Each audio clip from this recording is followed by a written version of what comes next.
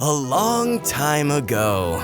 No, like a really long time ago. Your grandpas might have been involved in a mock battle between two fake foreign countries, the Kisatchie and the Almat.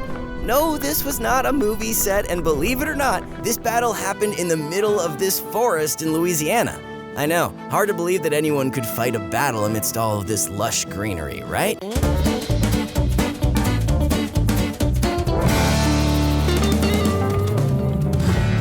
Let's take a trip back to 1916 to a tiny town named Leesville in Vernon Parish, and some early inhabitants who had created a thriving town supported by the forestry industry. Well, long story short, they got a little chop happy, and by 1940, the land looked like a battlefield. Coincidentally, there were already a bunch of battles happening over here, and well, we were a little rusty. No one was more aware of this fact than President Roosevelt's Army Chief of Staff, General George C. Marshall. Marshall knew it was only a matter of time before we'd be headed over the big pond, and went in search of the perfect training grounds.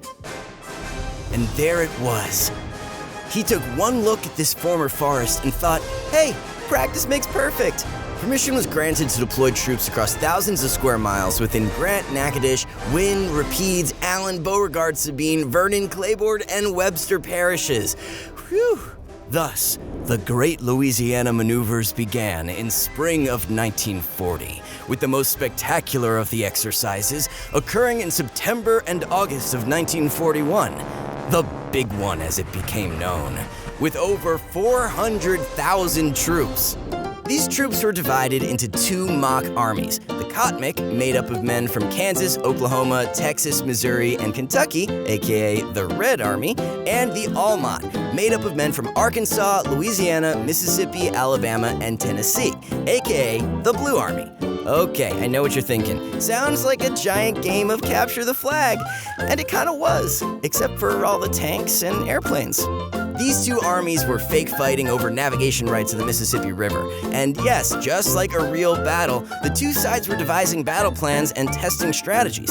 So this was less like summer camp and more like a dress rehearsal for the real deal happening overseas, World War II.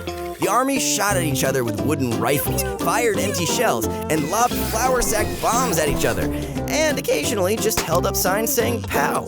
Umpires observed the maneuvers much like they would baseball games, tallying up the injuries and kills. And the war games didn't just occur in the middle of nowhere. No, with the thousands of acres secured by Uncle Sam to carry out these maneuvers, fighting happened, well, everywhere.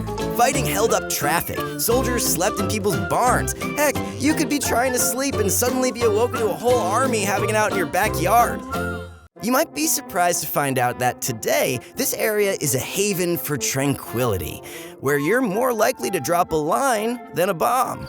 And you're more likely to catch folks birding, not fighting. So if you happen to saddle up and ride your steed today through the 604,000 acres of what is now Kisatchie National Forest and happen upon a bunker or a shell casing or two, not to fear. There's no crazy covert operation happening in the forest. Well, at least not anymore.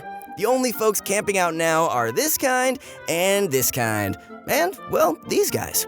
And yeah, those guys were just as much an obstacle during the maneuvers as the varying terrain, tanks, make-believe bombs, weather, and the like.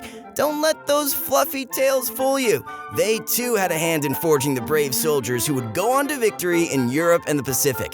And not a moment too soon. Only 3 months after the big one, this happened. The military still calls this area home, Fort Polk, which was originally set up as Camp Polk during the Great Maneuvers. It is still actively used as a joint readiness training center today. At some point, someone decided to dub this area Legends Country, and that sounds about right.